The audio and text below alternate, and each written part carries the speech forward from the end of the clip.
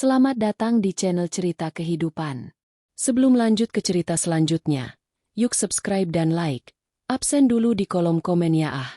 Matahari sore itu merayap masuk melalui jendela besar di ruang makan rumah bergaya minimalis modern milik Anindira. Bau harum rendang dan opor ayam menyeruak ke seluruh ruangan. Hasil masakan tangan Anindira sendiri selama 3 jam di dapur. Hari ini adalah hari jadi pernikahannya yang kelima dengan Raka. 5 tahun yang ia bangun dengan keringat, kerja keras, dan doa yang tak putus-putus. Anindira menata piring-piring porselen dengan rapi. Ia mengenakan terusan sederhana berwarna krem. Rambutnya dicepol rapi. Meski ia adalah direktur utama dari perusahaan pengolahan limbah yang sukses, di rumah ini, ia selalu mencoba menjadi istri yang berbakti. Ia ingin memberikan kejutan kecil untuk Raka. Sebuah jam tangan mewah yang sudah ia siapkan di dalam laci. Namun, ketenangan itu pecah saat pintu depan terbuka dengan kasar. Suara tawa yang melengking terdengar, diikuti oleh suara bariton Raka yang tampak sangat ceria. Nah, ini dia rumahnya, Bella. Bagaimana? Cukup luas, kan? Suara Raka terdengar bangga. Anindira mematung. Siapa Bella? Langkah kaki mendekat ke ruang makan. Muncul Raka, suaminya yang tampak tampan dengan kemeja slim fit. Namun kali ini ada yang berbeda. Lengannya tidak kosong. Seorang wanita dengan gaun merah menyala yang sangat ketat merangkulnya dengan mesra. Di belakang mereka, Ibu Sarah, mertua Anindira, menyusul dengan senyum lebar yang belum pernah ia berikan pada Anindira selama 5 tahun ini. Oh, kamu sudah di sini, Dira? Ibu Sarah berujar dingin. Senyumnya langsung hilang begitu menatap menantunya. Singkirkan celemek kotor itu.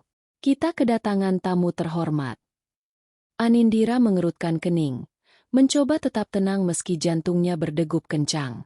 Siapa dia, Mas? Dan Ibu, ini kan acara makan malam keluarga kita. Raka berdeham. Ia melepaskan sedikit rangkulan Bella namun tetap berdiri sangat dekat dengan wanita itu.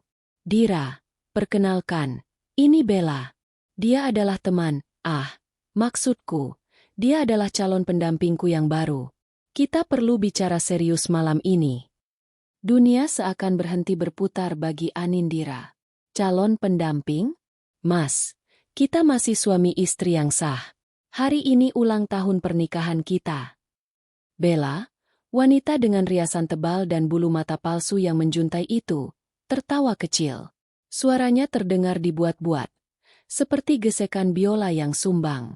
Aduh, Raka sayang, jadi ini istrimu yang kamu bilang itu? Kasihan sekali, wajahnya pucat dan aromanya bau bawang ya.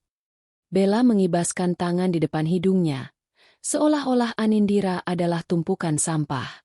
Jaga mulutmu, desis Anindira. Dira, sopan sedikit. Bentak Ibu Sarah sambil menggebrak meja makan hingga piring-piring yang ditata Anindira bergetar. Bella ini bukan sembarang orang. Dia ini sosialita papan atas, kolektor tas mewah, dan punya koneksi di mana-mana. Tidak seperti kamu yang tiap hari berurusan dengan sampah dan rongsokan. Anindira menatap mertuanya dengan tak percaya. 5 tahun ia menanggung biaya hidup Ibu Sarah, membayar cicilan kartu kreditnya, hingga membelikan emas yang sekarang melingkar di leher wanita tua itu. Semuanya berasal dari bisnis, sampah, yang mereka hina. Ibu lebih memilih wanita yang baru ibu kenal ini daripada menantu yang selama ini mengurus ibu. Tanya Anindira lirih. Menantu? Ibu Sarah mencibir. Aku malu punya menantu pengumpul barang bekas. Setiap kali aku arisan, aku harus berbohong bilang kamu punya butik karena aku tidak mau teman-temanku tahu kalau uang yang aku pakai berasal dari limbah pabrik yang bau. Bella jauh lebih pantas. Dia menjanjikan aku gaya hidup yang benar-benar mewah, bukan sekadar cukup. Bella melangkah maju, mendekati meja makan yang penuh dengan masakan Anindira. Dengan gerakan yang sengaja, ia menyentuh piring rendang dengan kuku panjangnya yang dicat merah darah. Makanan kampung seperti ini tidak cocok untuk perutku. Raka, kita pesan catering hotel saja untuk malam ini. Buang saja semua ini ke tempat asalnya. Tong sampah. Raka tampak terpesona pada Bella. Ia mengangguk setuju. Kamu benar. Sayang. Dira, mulai besok aku ingin kamu mengemasi barang-barangmu. Aku sudah memutuskan untuk hidup bersama Bella. Dia punya investasi besar yang bisa membuatku naik jabatan jadi direktur di kantorku. Aku lelah hidup dari uang istri yang kerjanya di tempat kotor. Anindira merasakan dadanya sesak, bukan karena sedih, tapi karena amarah yang mulai mendidih di balik ketenangannya. Ia menatap Raka, pria yang ia bantu bayar utang-utang keluarganya saat mereka baru menikah. Pria yang mobilnya pun dibelikan oleh perusahaan Anindira atas nama pribadinya.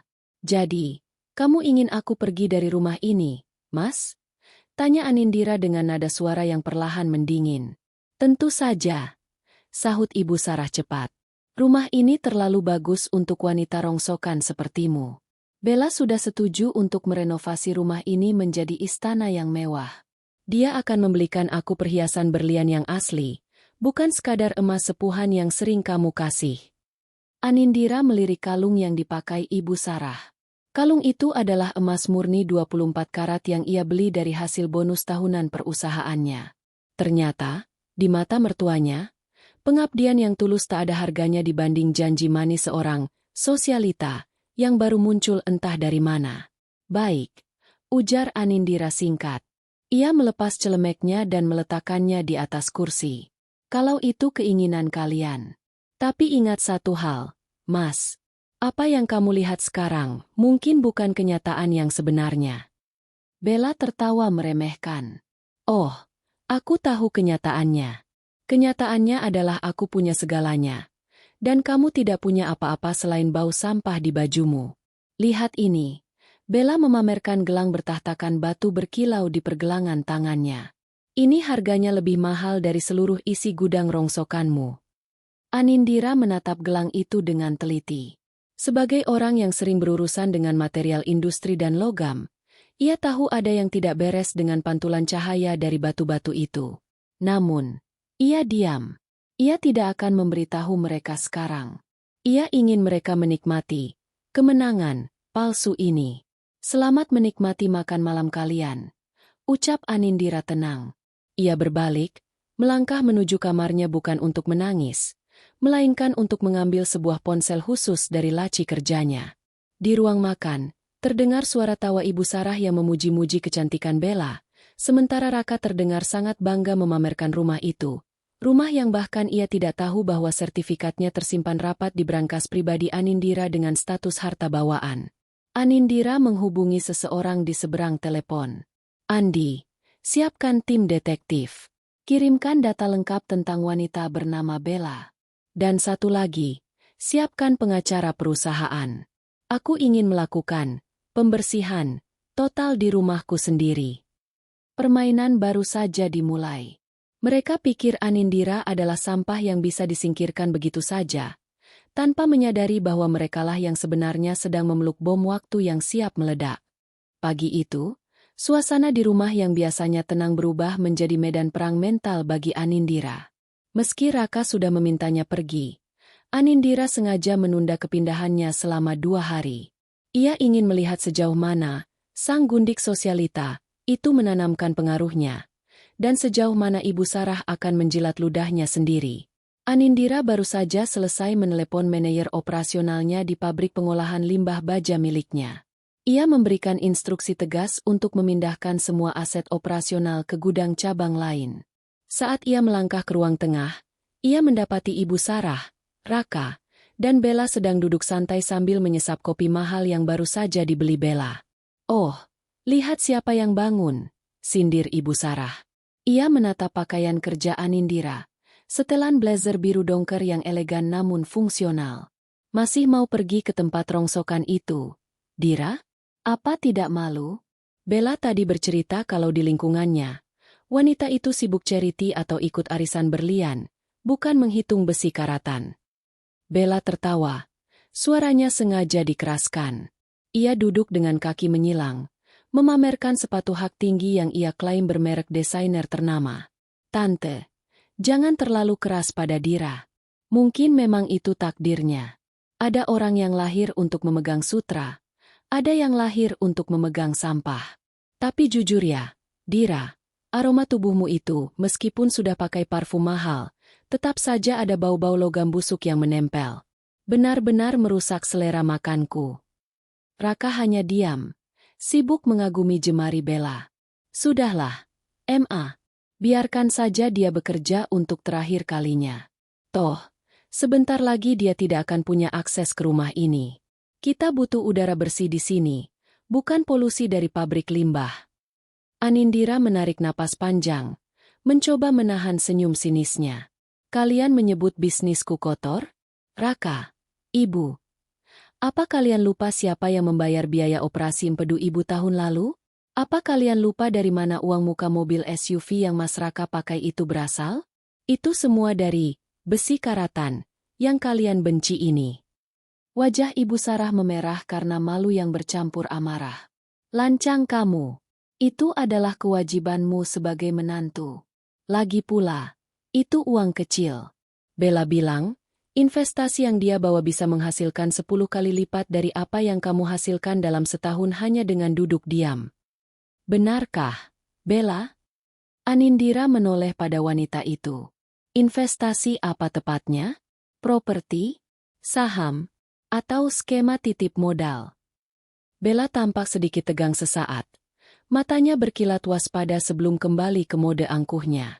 Kamu tidak akan mengerti, Dira. Level pemikiranmu itu cuma sebatas timbangan kiloan. Bisnisku bergerak di level global. Aku bermain di pasar berlian dan barang antik. Bukan barang bekas yang harus dicuci dulu baru laku. Raka menimpali dengan nada merendahkan. Sudah, Dira. Berhenti membandingkan dirimu dengan Bella. Kamu itu cuma buruh yang kebetulan punya izin usaha. Bella ini kelas dunia. Lihat ini. Raka menunjukkan sebuah bros besar bertahtakan batu bening yang melingkar di kerah baju Ibu Sarah. Ini pemberian Bella pagi ini. Harganya mungkin setara dengan gaji seluruh karyawan pabrikmu selama sebulan. Anindira mendekat, pura-pura tertarik. Ia melihat bros itu dengan teliti. Sebagai pemilik perusahaan yang juga mengolah limbah logam mulia dan sering bekerja sama dengan ahli metalurgi, mata Anindira sudah terlatih. Ia melihat jejak pengerjaan yang kasar di bagian belakang bros, dan kilauan batunya terlalu berpelangi. Ciri khas cubik zirconia kualitas rendah atau bahkan kaca biasa, bukan berlian asli. Cantik sekali, puji Anindira dengan nada datar yang penuh sindiran. Sangat pas untuk ibu. Berkilau, tapi terasa ringan ya, Bu. Tentu saja ringan. Ini teknologi terbaru dalam dunia perhiasan, bukan emas kuno yang berat dan kampungan seperti yang biasa kamu beli.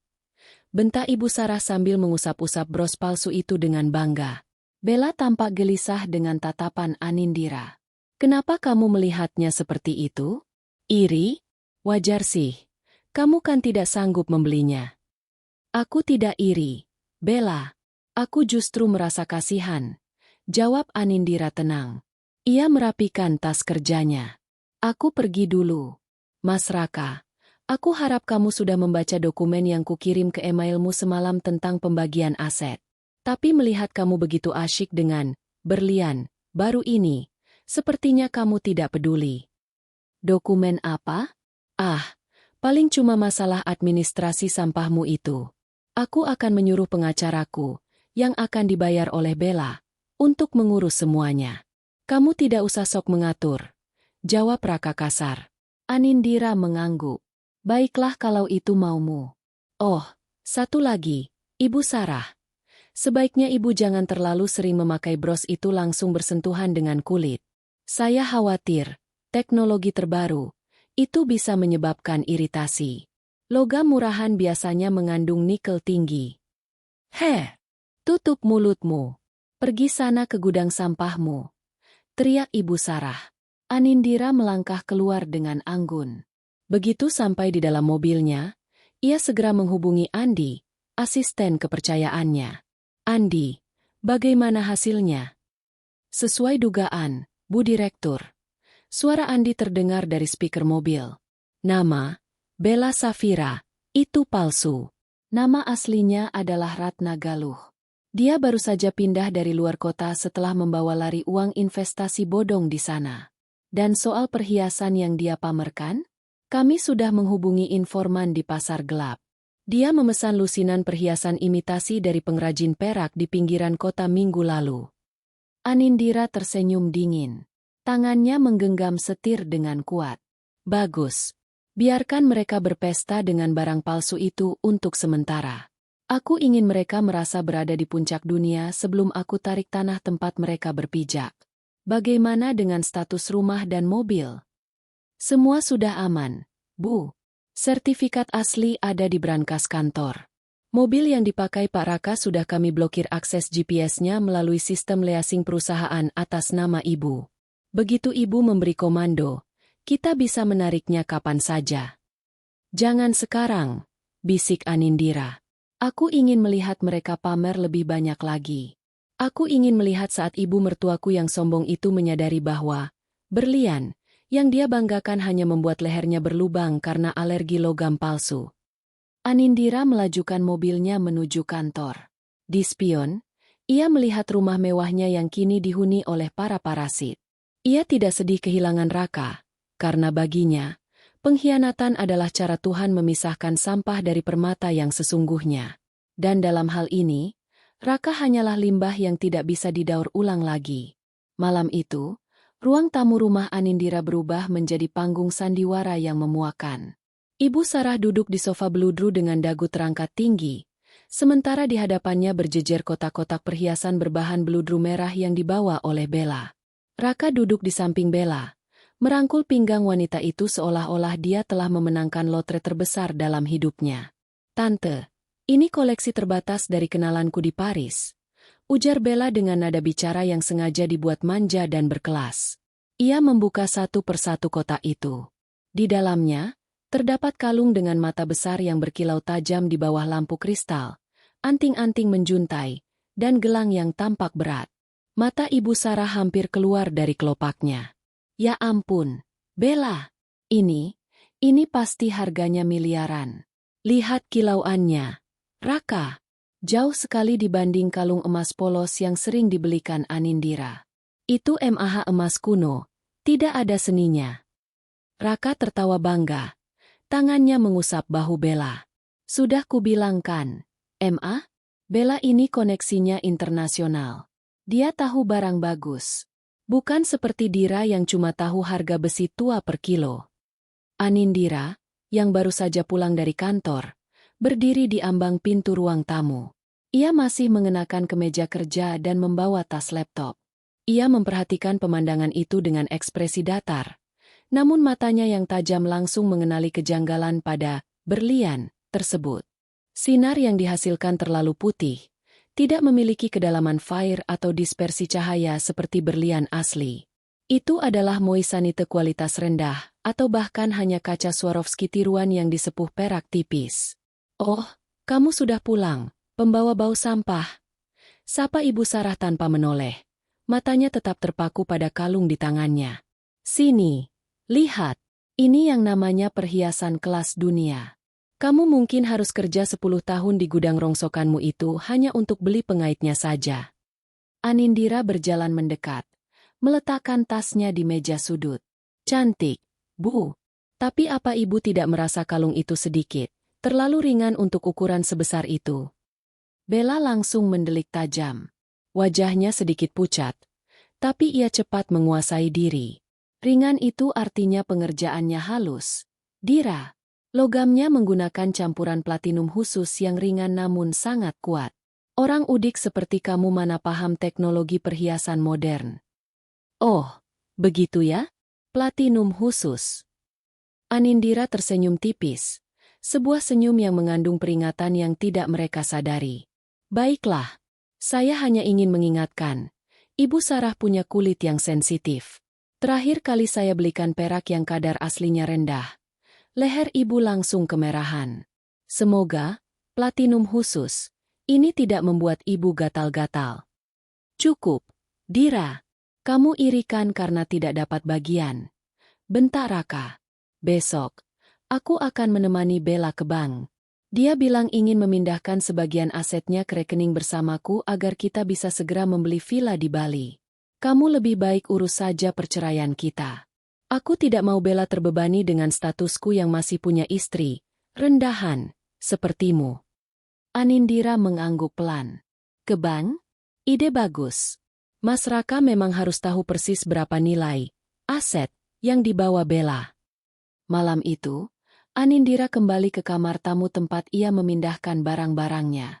Ia membuka laptop dan melihat laporan terbaru dari Andi.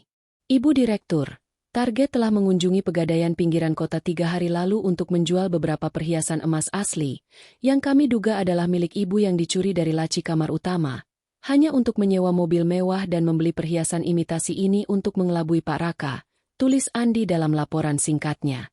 Anindira menghela napas. Ternyata Bella lebih nekat dari yang ia kira. Dia mencuri emas asli milik Anindira untuk membeli barang palsu demi mengelabui Raka dan Ibu Sarah. Sebuah lingkaran setan penipuan yang sempurna.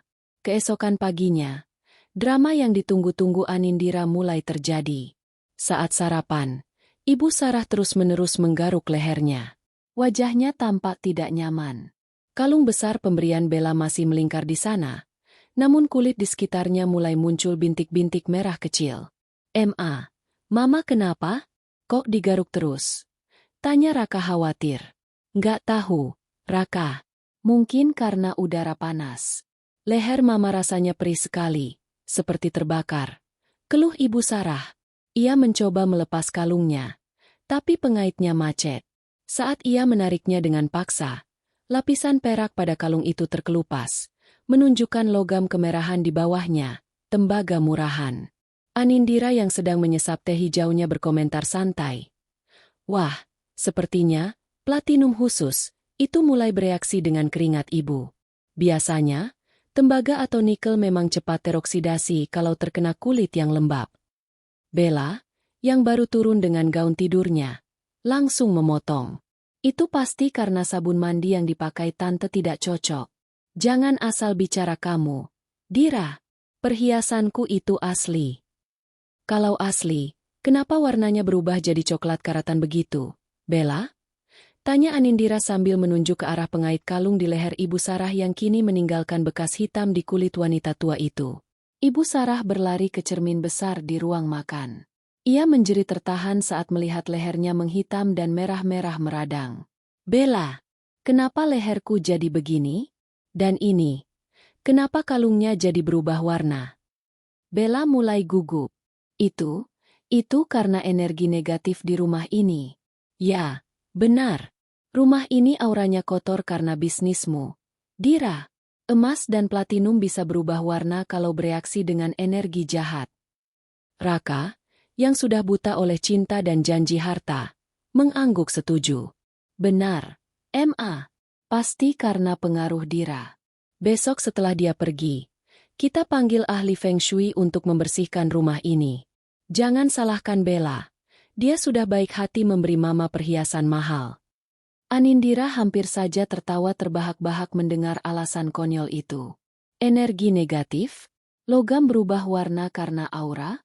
Logika macam apa itu? Ya sudah, kalau memang itu alasannya, ujar Anindira sambil berdiri. Tapi saran saya, segera ke dokter kulit, Bu. Alergi logam murah bisa menyebabkan infeksi serius. Dan Mas Raka hati-hati saat keban nanti. Pastikan, berlian. Bella tidak membuat mesin pendeteksi keaslian ban berteriak. Anindira melenggang pergi meninggalkan meja makan yang kini dipenuhi ketegangan.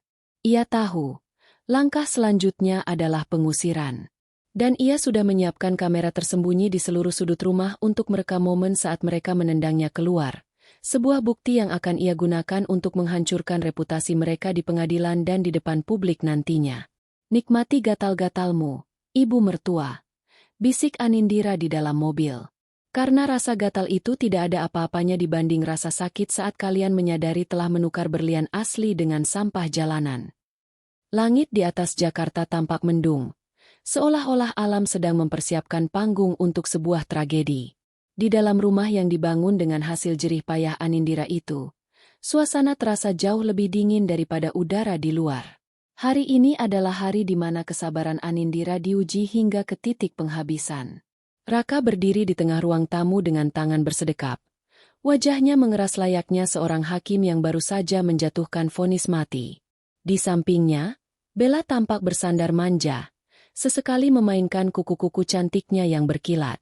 Sementara itu, Ibu Sarah sibuk mengompres lehernya yang masih merah meradang dengan kain dingin. Matanya menatap Anindira dengan kebencian yang murni. "Sudah waktunya, Dira," ucap Raka dengan nada dingin. "Aku sudah menyiapkan surat cerainya. Kamu tidak perlu menunggu putusan pengadilan untuk keluar dari sini. Aku ingin kamu pergi sekarang juga." Anindira yang baru saja mengemasi sisa barang-barang pribadinya ke dalam satu koper kecil tetap tampak tenang. Ia berdiri tegak, menatap langsung ke mata pria yang pernah ia cintai itu. "Kamu yakin, Mas? Kamu mengusirku dari rumah yang aku bangun dengan tanganku sendiri demi wanita yang baru kamu kenal sebulan. Rumah yang kamu bangun." Ibu Sarah menyahut dengan tawa mengejek. "Jangan sombong, Dira. Rumah ini berdiri di atas tanah yang menurut Raka adalah hasil jerih payahnya sebagai suami. Kamu itu cuma menumpang. Selama ini kamu hanya memberikan uang, sampah, yang tidak seberapa. Sekarang, kami sudah punya Bella yang akan membawa kami ke kehidupan yang jauh lebih terhormat." Bella menimpali dengan nada meremehkan. "Kasihan sekali kamu, Dira. Masih saja mengaku-ngaku. Sudahlah, akui saja kalau kamu itu gagal jadi istri. Mas Raka butuh wanita yang bisa mendukung citranya, bukan wanita yang tiap pulang kerja bau besi tua dan oli." Anindira tidak membantah. Ia ingin mereka merasa benar-benar menang hari ini. Ia ingin kesombongan mereka mencapai langit agar jatuhnya nanti terasa lebih sakit.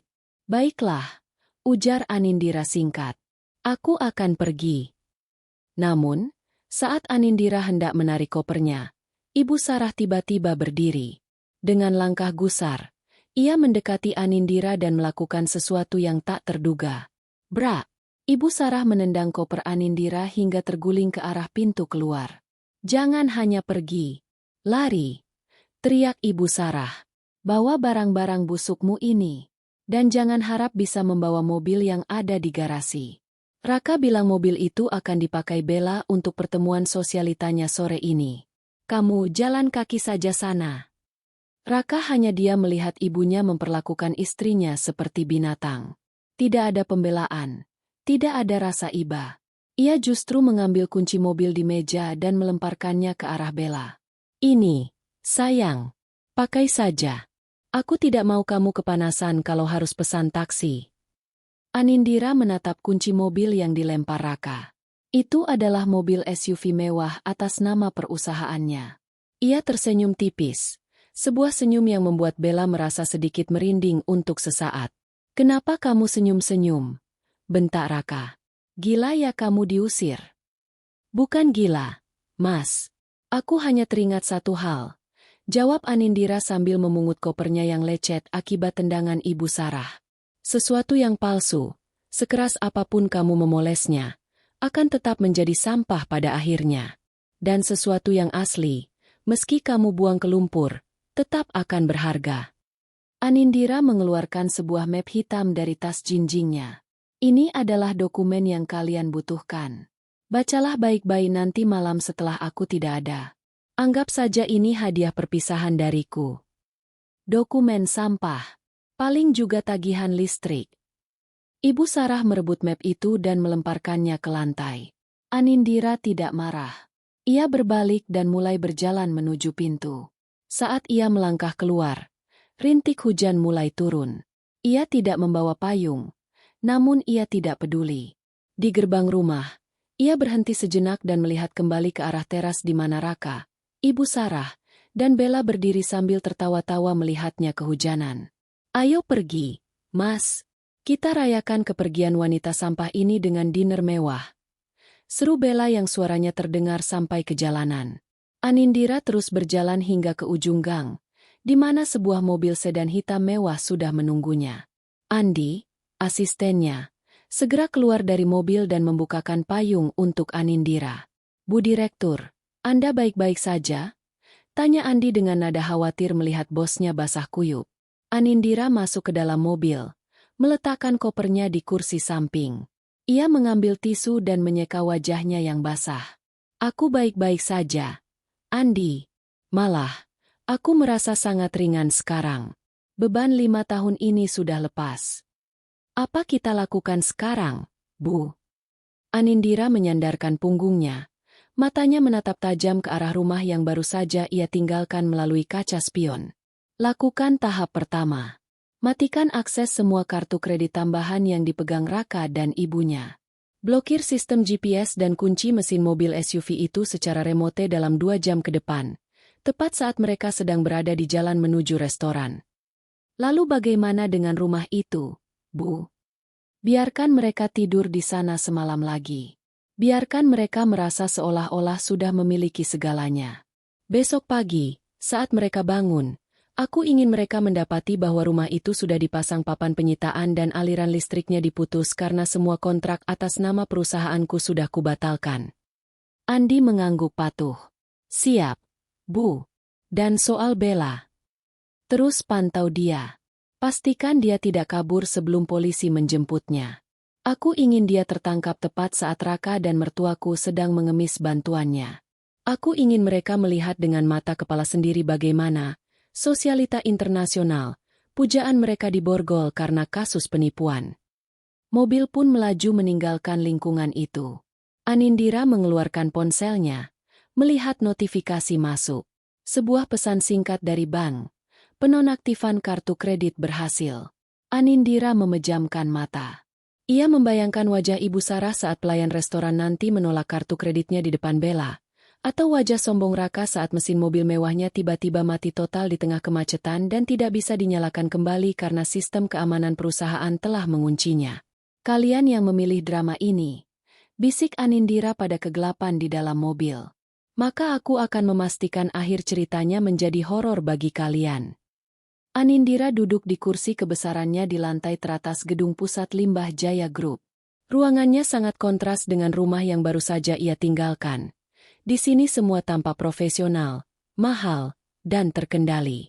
Ia telah berganti pakaian dengan setelan powersuit berwarna merah marun yang mencolok, mencerminkan semangat yang membara di balik ketenangannya. Di depannya, Andi meletakkan sebuah tablet yang berisi data real-time. Laporan pertama, Bu. Sesuai instruksi, kartu kredit Pak Raka ditolak saat mereka mencoba membayar makan malam di restoran Le Ciel semalam. Dari rekaman yang didapat tim lapangan, Pak Raka harus menanggung malu luar biasa karena ia sudah terlanjur memesan botol wine termahal untuk memanjakan Bella. Anindira menyesap kopi hitamnya tanpa gula. Lalu, apa yang dilakukan Bella? Bukankah dia sosialita kaya raya? Andi tersenyum simpul. Itulah bagian menariknya. Saat Pak Raka panik dan meminta Bella membantu membayar, Bella berpura-pura dompetnya tertinggal di mobil. Akhirnya, Pak Raka harus menjaminkan jam tangan pemberian ibu, yang sebenarnya juga ibu beli dari uang bulanan ibu direktur, hanya agar mereka tidak dilaporkan ke polisi restoran. Anindira tertawa kecil, tawa yang tidak sampai ke mata. Kasihan sekali. Tapi itu baru permulaan. Bagaimana soal identitas aslinya? Ini lebih gelap dari yang kita kira, Bu. Andi menggeser layar tablet. Bella Safira, alias Ratna Galuh, bukan sekadar penipu kelas 3. Dia adalah otak di balik arisan berlian royal yang meledak di Jawa Timur tahun lalu. Dia membawa kabur uang hampir 8 miliar rupiah. Polisi sudah mengeluarkan DPO, daftar pencarian orang, atas namanya sejak 6 bulan lalu. Dia terus berpindah kota, merubah penampilan, dan mencari mangsa, pria baru yang terlihat punya aset untuk ia jadikan tempat persembunyian. Anindira menyandarkan punggungnya ke kursi kulit. Jadi, Raka bukan hanya selingkuh, tapi dia membawa masuk buronan polisi ke dalam rumahku. Dia menjatuhkan pilihannya pada seorang kriminal karena silau oleh kemewahan palsu. Bodoh sekali. Ada satu hal lagi, Bu. Tambah Andi. Bella sedang berusaha merayu Pak Raka untuk segera memindahkan kepemilikan rumah atas nama Bella dengan dalih perlindungan aset. Karena Bella mengaku sedang diincar oleh kompetitor bisnis yang iri. Jika Pak Raka setuju, dia akan mencari notaris bodong untuk memalsukan dokumen. Anindira memejamkan mata sejenak. Biarkan saja. Aku ingin melihat seberapa jauh mereka akan memalsukan dokumen itu. Itu hanya akan menambah daftar pasal hukuman untuk mereka nanti. Tapi sekarang, mari kita beri mereka sedikit kejutan pagi. Sementara itu, di rumah yang kini terasa seperti bara api, Ibu Sarah sedang mengamuk. Lehernya kini dibalut perban karena iritasi dari kalung imitasi itu semakin parah dan mulai mengeluarkan nanah kecil. Raka, bagaimana bisa kartu kreditmu mati? Ibu malu sekali kemarin. Pelayan itu menatap ibu seolah-olah kita ini pengemis. Teriak Ibu Sarah sambil melempar bantal sofa. Raka, yang kepalanya berdenyut karena kurang tidur, mencoba menenangkan ibunya. Mungkin Dira melakukan sesuatu, Bu. Dia kan yang memegang kendali administrasi keuangan keluarga selama ini. Tapi tenang, Bella bilang dia akan mentransfer dana dari rekening luar negerinya hari ini. Ya kan, sayang? Bella, yang sedang sibuk mengetik di ponselnya dengan wajah tegang, hanya mengangguk tanpa menoleh. Iya. Masalahnya, Bank Internasional butuh waktu 24 jam untuk verifikasi. Kalian sabar sedikit kenapa, sih? Tiba-tiba, suara deru mobil derek terdengar dari depan rumah. Raka dan Ibu Sarah bergegas menuju jendela. Di sana, di depan gerbang, mobil SUV mewah yang biasa dipakai Raka sedang dikaitkan ke sebuah truk derek. Apa-apaan ini? Raka lari keluar rumah dengan hanya mengenakan kaos dalam dan sarung. Itu mobilku. Mau dibawa kemana? Petugas derek yang berbadan tegap menatap Raka dengan dingin. Maaf, Pak, kami dari bagian aset limbah Jaya Group. Mobil ini adalah inventaris perusahaan. Berdasarkan perintah Direktur Utama, semua izin pemakaian atas nama Raka Pratama telah dicabut per jam 8 pagi ini karena penyalahgunaan aset perusahaan. Tapi ini hadiah dari istriku, teriak Raka. Istri Anda, Ibu Anindira, adalah pemilik sah perusahaan tersebut, Pak. Dan di dokumen ini tertera jelas bahwa mobil ini hanya dipinjamkan selama Anda berstatus sebagai staf ahli di sana. Mengingat Anda juga sudah mengundurkan diri secara lisan semalam di depan saksi, maka aset harus ditarik. Jelas petugas itu sambil menunjukkan surat perintah resmi. Ibu Sarah menyusul keluar sambil berteriak-teriak seperti orang kesurupan. Dira licik. Dia mau memiskinkan kita. Bella, ayo lakukan sesuatu. Tunjukkan pada mereka kalau kamu bisa beli 10 mobil seperti ini. Bella keluar dari pintu depan dengan wajah pucat pasi. Ia melihat petugas-petugas itu dan langsung mengenali logo perusahaan Anindira. Ia menyadari bahwa ia tidak sedang berhadapan dengan wanita sampah, tapi dengan seekor hiu yang sedang bermain-main dengan mangsanya. Aku harus menelepon pengacaraku, gumam Bella. Lalu ia masuk kembali ke dalam rumah dan mengunci diri di kamar mandi. Di dalam mobil derek, Andi yang memantau dari kejauhan melalui kamera pengawas memberikan laporan pada Anindira. Reaksi sesuai prediksi, Bu. Pak Raka sedang mencoba mendobrak pintu kamar mandi karena Bella tidak mau keluar. Sepertinya mereka mulai saling curiga. Anindira tersenyum puas di kantornya. Bagus. Pecahkan mental mereka dari dalam. Kirimkan surat penyitaan rumah 1 jam lagi. Pastikan ada tulisan, di bawah pengawasan hukum, yang besar di papan yang akan dipasang di depan pagar. Aku ingin semua tetangga tahu kalau mereka hanya parasit yang sedang diusir. Anindira berdiri dan berjalan menuju jendela besar, menatap cakrawala kota. Kalian bilang pekerjaanku kotor karena mengolah limbah? Baiklah, sekarang aku sedang mengolah limbah manusia di hidupku. Dan aku pastikan, tidak akan ada yang tersisa dari kalian selain debu. 2 minggu setelah pengusiran Anindira, rumah yang dahulu tenang kini berubah menjadi pusat hiruk-pikuk yang dipaksakan.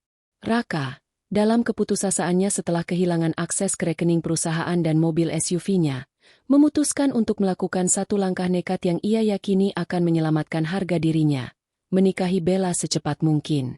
Mas, kita harus merayakan pertunangan kita dengan mewah. Ini soal branding, ucap Bella suatu sore, sambil mengoleskan lipstik merah menyala.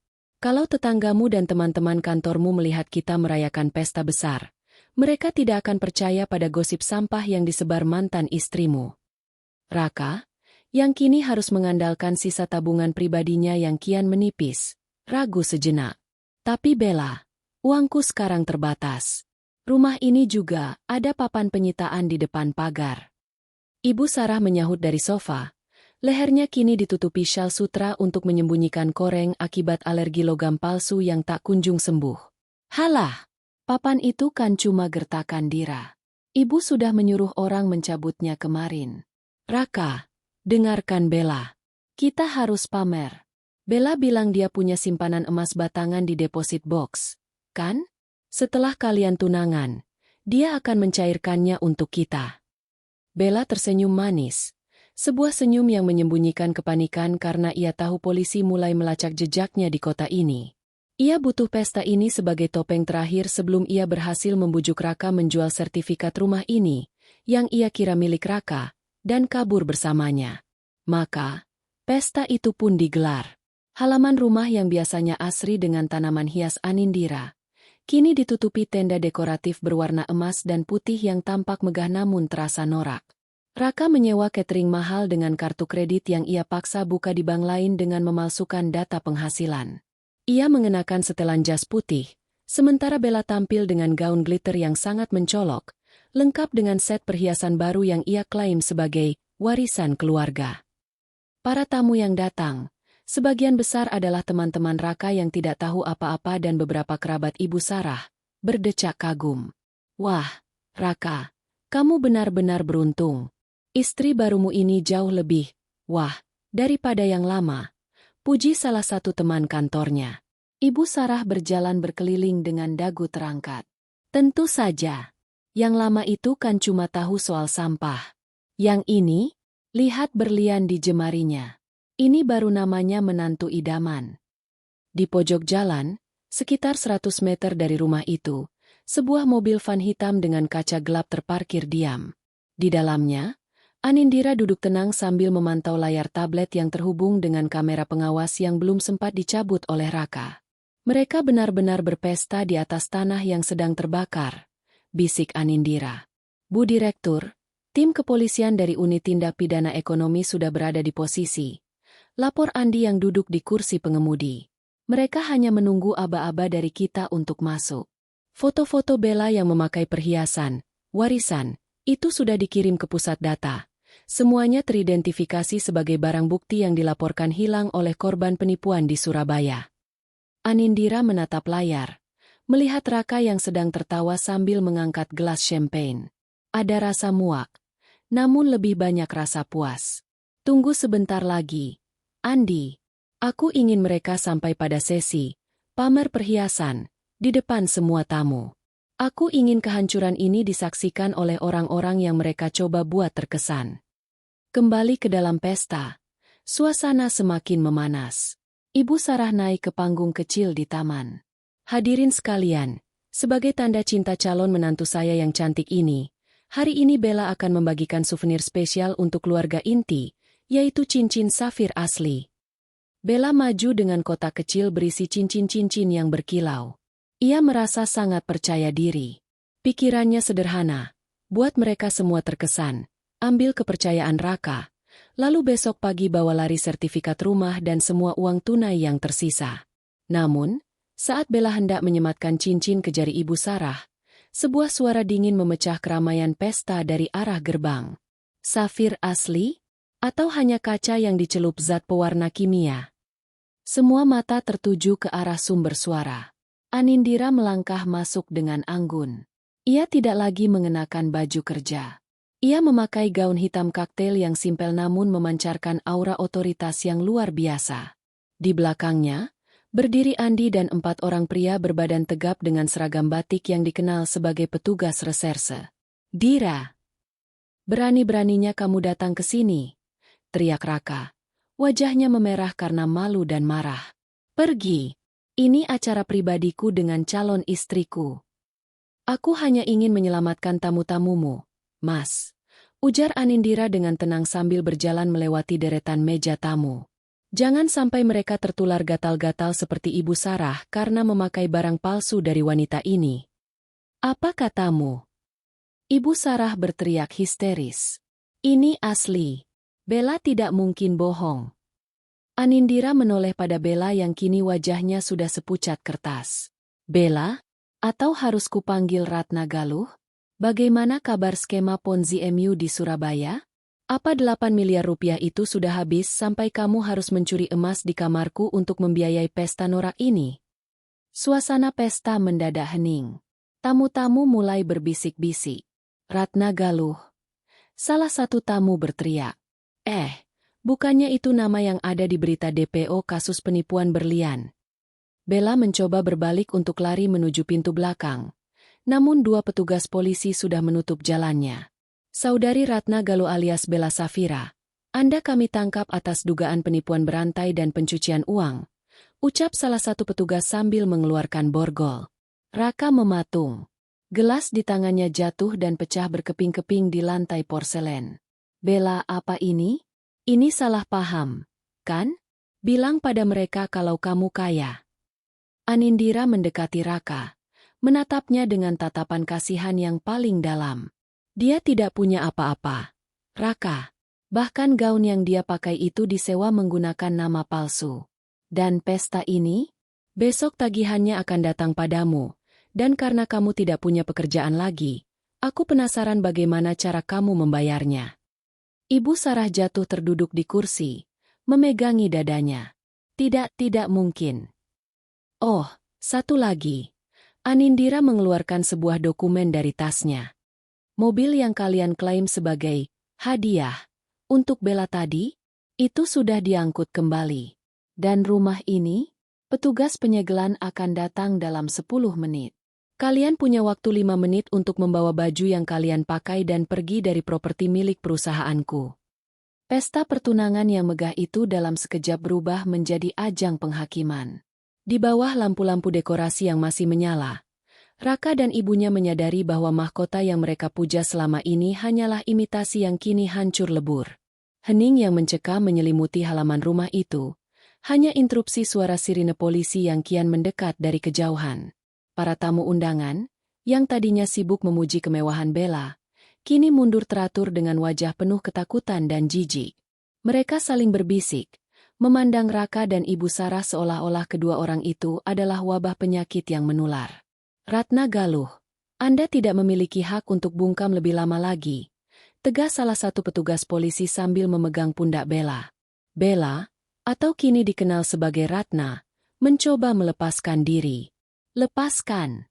Ini semua fitnah. Raka, katakan sesuatu. Kamu calon suamiku, kan? Jangan biarkan wanita sampah ini menghancurkan kita. Teriaknya sambil menunjuk Anindira dengan jari yang masih mengenakan cincin imitasi. Raka melangkah maju dengan gemetar. Matanya beralih antara Anindira yang tampak tenang dan Bella yang mulai histeris. Dira, apa yang kamu lakukan? Kamu pasti membayar orang-orang ini untuk pura-pura jadi polisi, kan? Kamu tidak rela melihatku bahagia. Anindira hanya tersenyum tipis. Sebuah senyum yang mengandung rasa muak. Mas, polisi tidak bisa disewa di pasar rongsokan. Mereka datang karena ada laporan dari puluhan korban yang uangnya dibawa lari oleh calon istri idamanmu, ini. Dan soal kebahagiaan? Aku sangat bahagia melihatmu akhirnya menemukan orang yang selevel denganmu, seorang penipu. Detik berikutnya, petugas polisi mengeluarkan sebuah kantong plastik bening berisi dokumen-dokumen yang mereka sita dari tas Bella yang tertinggal di dalam kamar. Kami menemukan paspor palsu dengan 5 identitas berbeda di dalam tas Anda, Saudari Ratna. Dan ini. Petugas itu menunjukkan sebuah alat kecil. Alat untuk memalsukan sertifikat logam mulia. Ibu Sarah, yang tadi masih memegang cincin pemberian Bella, tiba-tiba melempar perhiasan itu seolah-olah benda itu adalah bara api. Apa? Palsu. Semuanya palsu. Bukan cuma palsu, Bu. Andi menyela sambil melangkah maju ke tengah kerumunan tamu. Perhiasan yang ibu pakai di leher itu mengandung kadar timbal dan nikel yang sangat tinggi. Itulah kenapa leher ibu tidak sembuh-sembuh. Wanita ini tidak memberimu kemewahan. Dia memberimu racun murah seharga Rp50.000 di pasar grosir. Jeritan histeris Ibu Sarah pecah. Ia mulai mencabuti syal dan brosnya, membuangnya ke atas hamparan bunga dekorasi. Penipu! Kamu penipu! Bella! Aku sudah membuang menantuku yang kaya demi wanita busuk sepertimu. Menantumu yang kaya. Bella tertawa keras. Tawa yang terdengar gila dan putus asa saat Borgol akhirnya mengunci pergelangan tangannya. Kalian itu yang bodoh. Aku masuk rumah ini karena kupikir Raka punya banyak aset. Ternyata apa? Dia cuma benalu yang hidup dari uang istrinya. Aku juga tertipu oleh kesombongan kalian. Kata-kata Bella menghantam Raka seperti pukulan godam. Di depan teman-teman kantornya, di depan kerabatnya, rahasianya terbongkar. Dia bukan pria sukses. Dia hanya seorang parasit yang selama ini dibiayai oleh wanita sampah yang baru saja dia usir. Cukup! Teriak Raka. Suaranya pecah. Bawa dia pergi. Bawa wanita ini pergi. Saat polisi menyeret Bella keluar menuju mobil patroli, para tamu pun mulai bubar dengan terburu-buru. Beberapa dari mereka bahkan terang-terangan menghina Raka saat melewati gerbang. Malu-maluin saja. Raka, punya istri hebat seperti Dira malah dibuang demi penipu. Celetuk salah satu rekan kerjanya sebelum pergi. Kini, di tengah dekorasi pesta yang berantakan, hanya tersisa Raka, Ibu Sarah, Anindira, dan Andi. Lampu-lampu kristal yang disewa Raka masih berkelap-kelip. Namun cahayanya kini terasa sangat mengejek. Dira. Ibu Sarah merangkak mendekati Anindira, mencoba memegang ujung gaun hitamnya. Dira, maafkan ibu. Nak, ibu hilaf. Ibu terpedaya oleh mulut manis wanita itu. Tolong, jangan usir kami. Ini rumahmu, kan?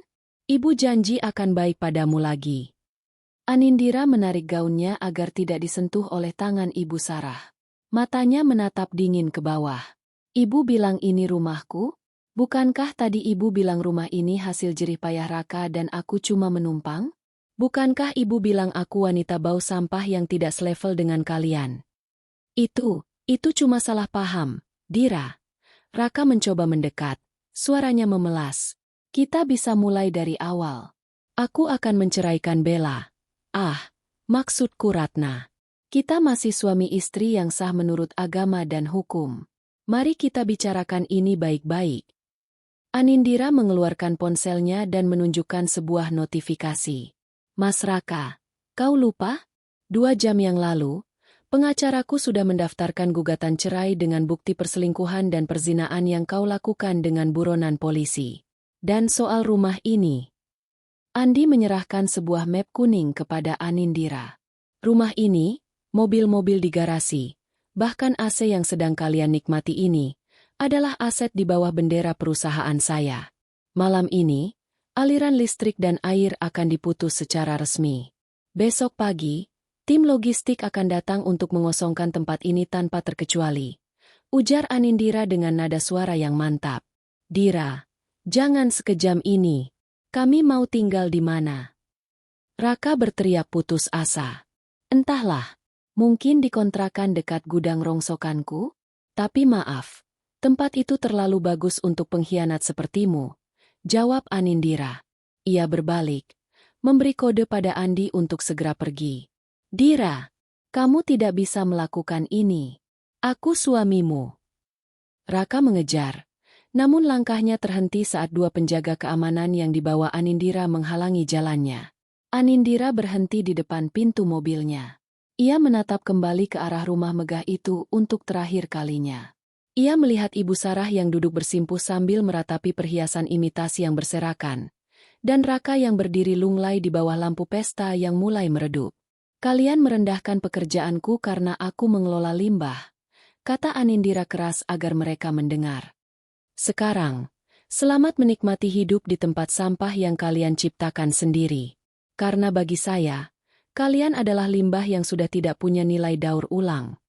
Anindira masuk ke dalam mobil.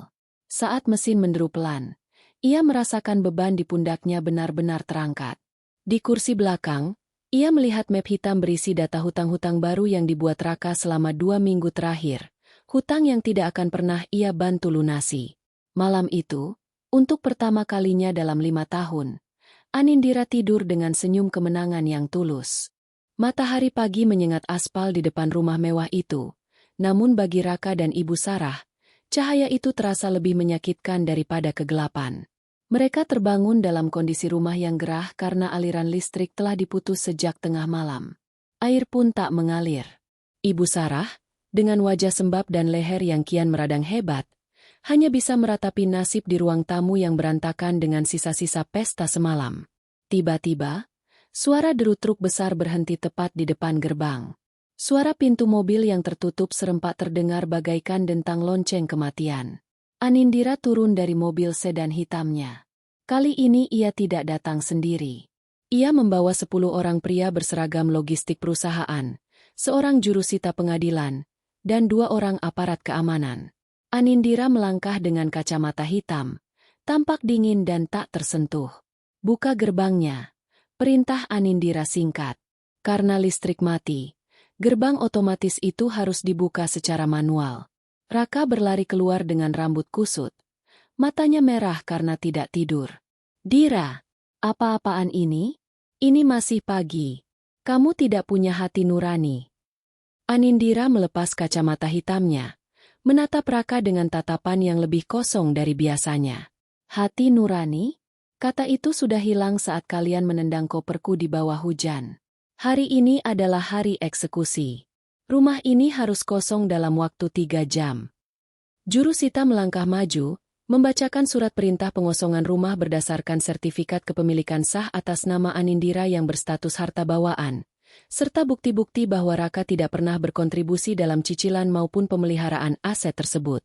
Masuk. Perintah Anindira pada tim logistiknya. Para pria tegap itu mulai merangsek masuk ke dalam rumah. Tanpa mempedulikan teriakan histeris Ibu Sarah, mereka mulai mengangkut barang-barang. Namun, bukan sembarang barang yang mereka angkut. "Hei, itu televisi 75 inci milikku," teriak Raka saat 2 orang petugas mengangkut TV mahal dari ruang tengah. "Salah, Mas.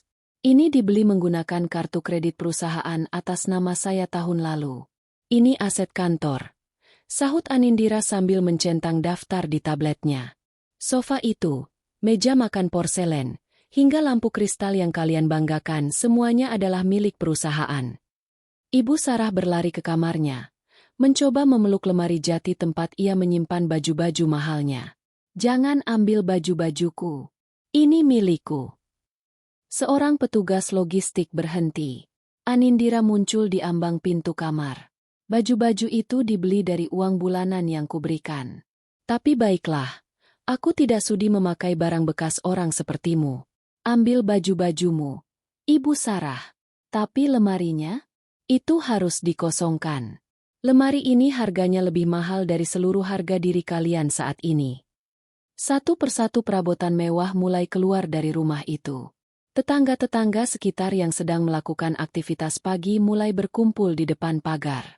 Mereka melihat dengan jelas bagaimana rumah megah itu dipreteli isinya. "Lihat itu. Kasihan ya Pak Raka. Ternyata semuanya punya istrinya," bisik seorang tetangga. "Makanya, jadi suami jangan sok kuasa kalau cuma numpang hidup," sahut yang lain tanpa sensor. Raka tertunduk lesu di teras, dikelilingi oleh tumpukan kardus berisi pakaian dan barang-barang pribadinya yang tidak bernilai. Ia melihat mobil box perusahaannya mengangkut tempat tidur king size yang dulu ia gunakan untuk berselingkuh dengan Bella. Kini, tempat tidur itu akan dibuang ke tempat pembuangan akhir. Anindira bahkan tidak mau menyumbangkannya karena merasa barang itu sudah najis. "Dira, setidaknya biarkan kami membawa mobil SUV itu. Bagaimana kami bisa pindah tanpa kendaraan?" mohon Raka dengan suara parau. Anindira menunjuk ke arah jalanan.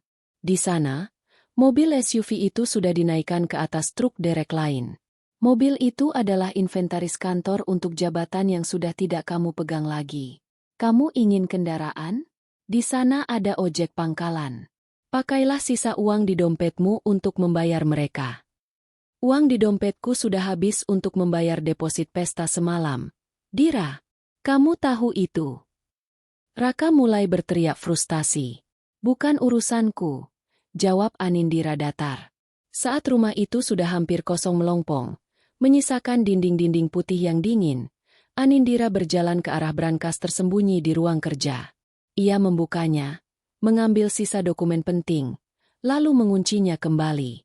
Ia keluar ke teras, di mana Ibu Sarah duduk di atas koper yang dulu pernah ditendangnya.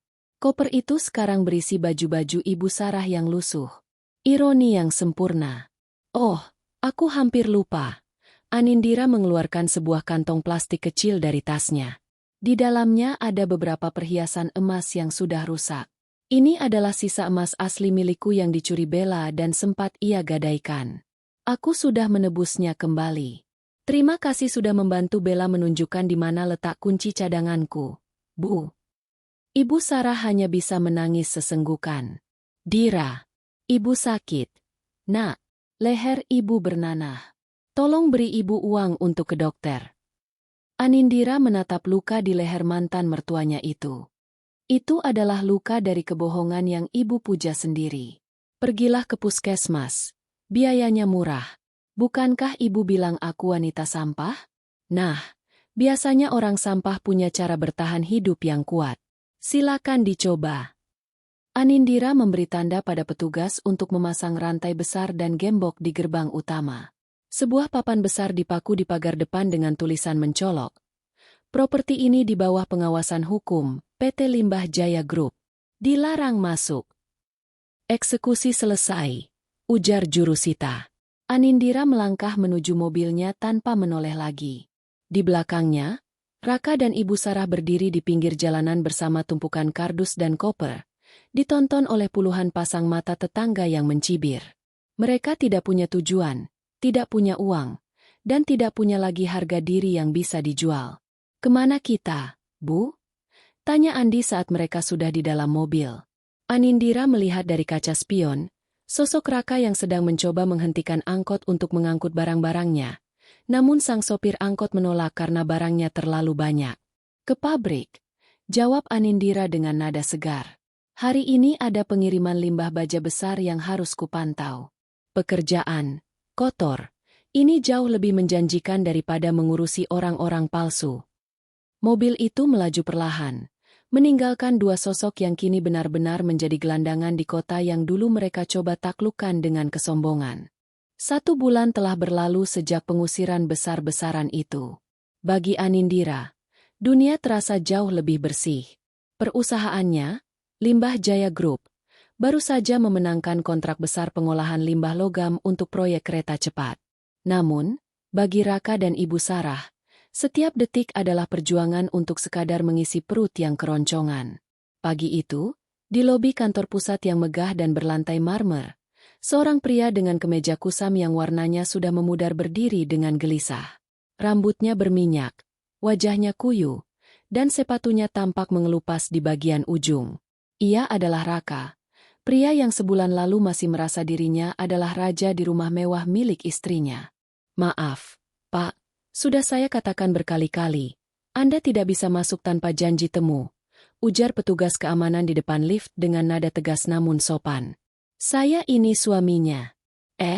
Maksud saya ini orang dekat Ibu Anindira. Tolonglah, saya hanya butuh bicara 5 menit saja, rintih Raka. Petugas keamanan itu menatap Raka dengan tatapan yang sulit diartikan, campuran antara kasihan dan jijik. Ibu Direktur sedang ada rapat penting. Silakan tunggu di luar area lobi. Saat Raka hendak mendebat lagi, pintu lift utama berdenting. Anindira keluar bersama Andi dan beberapa staf eksekutif yang mengenakan setelan rapi. Anindira tampak sangat berwibawa dengan tunik batik sutra bermotif tegas. Langkahnya mantap. Suara sepatunya yang beradu dengan marmer menciptakan irama yang penuh dominasi. Raka melihat celah itu. Ia berlari menerobos barisan petugas keamanan, mengabaikan teriakan peringatan mereka, dan langsung menjatuhkan diri berlutut di depan kaki Anindira. Dira! Anindira! Tolong aku! Teriak Raka parau. Langkah Anindira terhenti. Staf-stafnya tampak terkejut.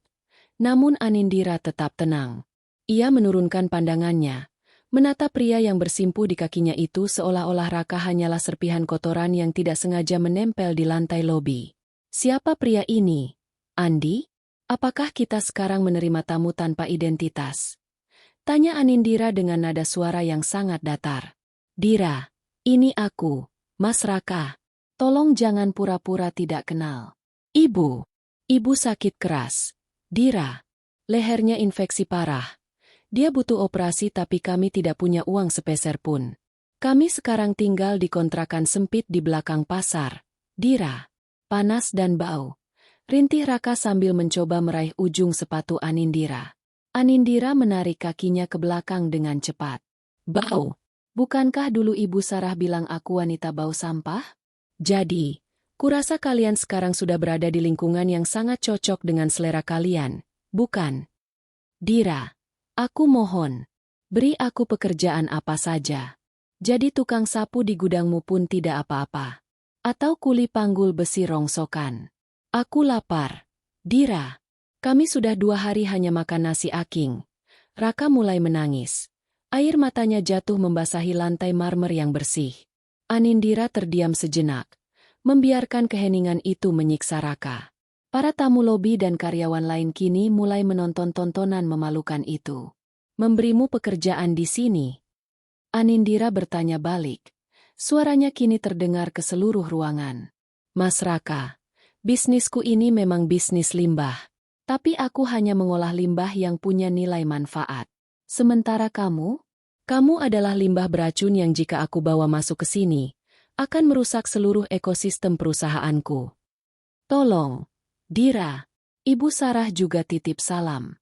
Dia menyesal. Dia ingin bertemu kamu untuk minta maaf secara langsung. Raka terus memelas. Salam untuk Ibu Sarah? Katakan padanya. Maaf itu gratis, tapi penebusan dosa itu mahal. Dia sudah menukar menantunya dengan perhiasan imitasi. Jadi, biarkan dia menikmati sisa hidupnya dengan kenangan akan kemewahan palsu itu. Jawab Anindira tanpa emosi.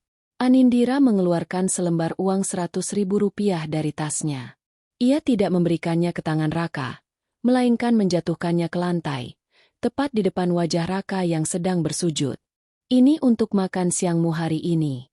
Anggap saja ini zakat dariku untuk orang yang benar-benar tidak punya harga diri. Tapi ingat, jangan pernah menginjakkan kaki di gedung ini lagi. Jika kamu kembali, aku tidak akan segan-segan melaporkanmu atas dasar gangguan ketertiban umum dan percobaan pemerasan. Raka menatap uang di lantai itu dengan perasaan hancur. Dulu, ia sering menghamburkan uang jutaan rupiah milik Anindira tanpa berpikir 2 kali. Sekarang, ia harus memungut selembar uang dari lantai di bawah kaki wanita yang dulu ia hina. Andi, bersihkan lantai ini setelah pria ini pergi. Aku tidak ingin ada jejak kemiskinan mental yang tertinggal di sini. Perintah Anindira sambil melanjutkan langkahnya menuju pintu keluar lobi. Raka hanya bisa terpaku melihat punggung Anindira yang semakin menjauh. Ia memungut uang itu dengan tangan gemetar. Saat ia keluar dari gedung, ia melihat sebuah baliho besar di seberang jalan. Di sana terpampang wajah Anindira sebagai tokoh pengusaha wanita inspiratif tahun ini. Di bawah terik matahari, Raka berjalan gontai kembali menuju kontrakan sempitnya. Ia membayangkan Ibu Sarah yang sedang mengeluh kesakitan di atas kasur tipis tanpa sprei, di ruangan yang hanya seukuran kamar mandi di rumah mereka yang dulu. Setibanya di kontrakan, Ibu Sarah langsung bertanya dengan mata berbinar penuh harap. Bagaimana, Raka? Dira kasih kita uang banyak, kan? Dia mau jemput kita pulang ke rumah itu, kan? Raka hanya bisa diam dan meletakkan selembar uang 100.000 itu di atas meja kayu yang sudah lapuk. Ini saja yang dia kasih, Bu. Dia bilang, kita ini limbah yang tidak bisa didaur ulang. Ibu Sarah menjerit histeris, meratapi nasibnya yang kini benar-benar jatuh ke kubangan paling bawah.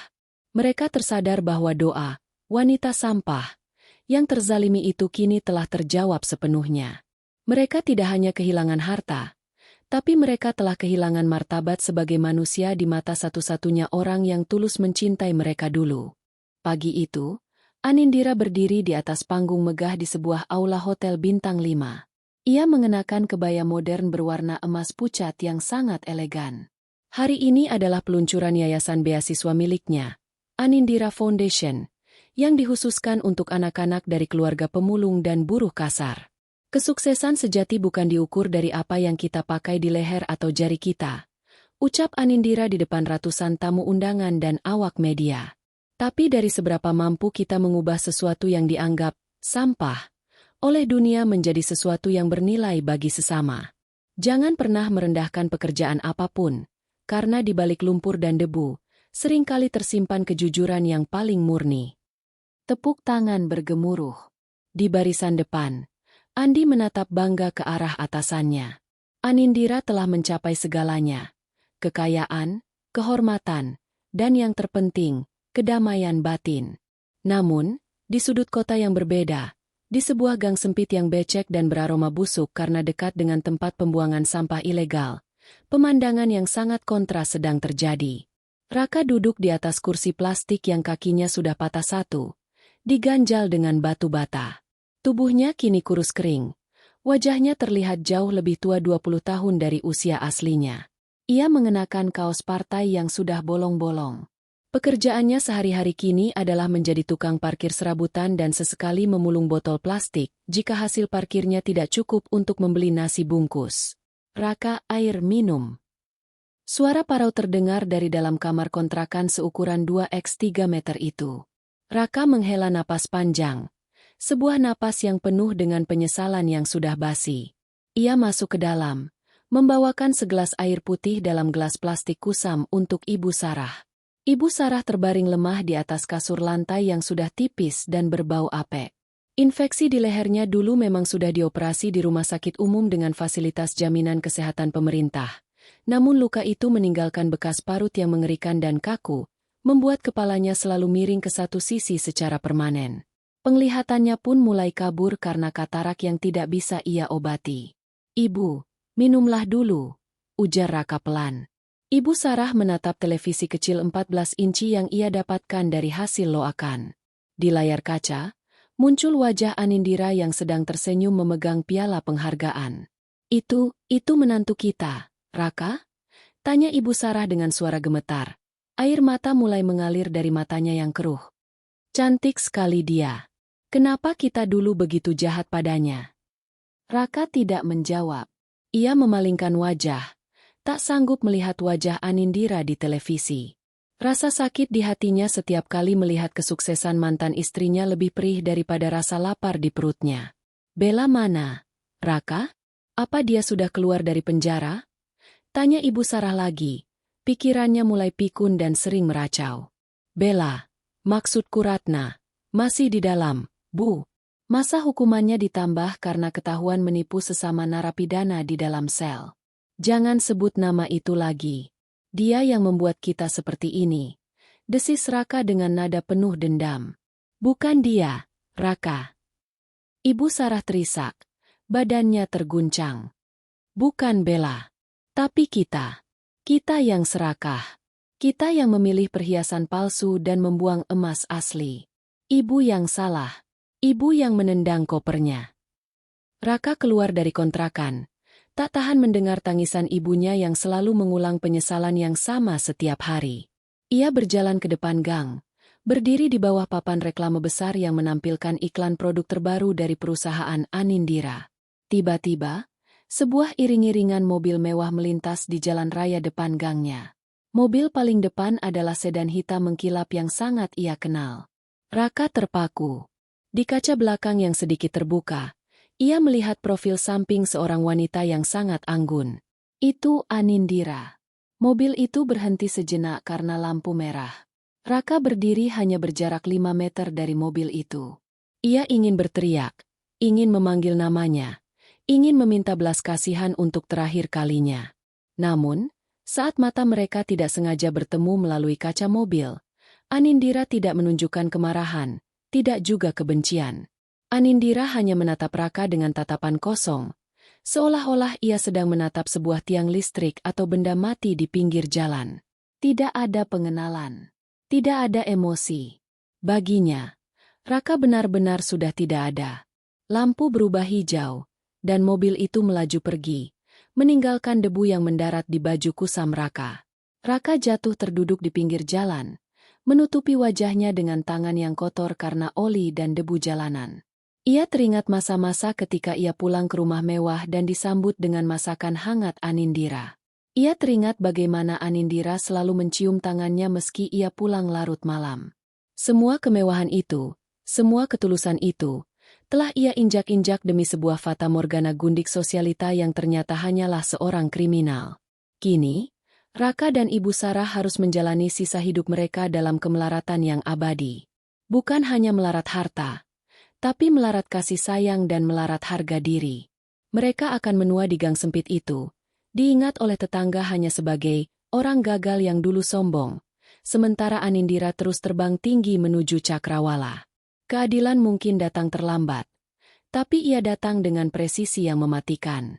Anindira telah membuktikan bahwa sampah yang dikelola dengan baik bisa menjadi permata, sementara manusia yang berhati sampah, meski dibungkus sutra dan berlian, pada akhirnya akan kembali ke tempat asalnya, pembuangan. Tamat.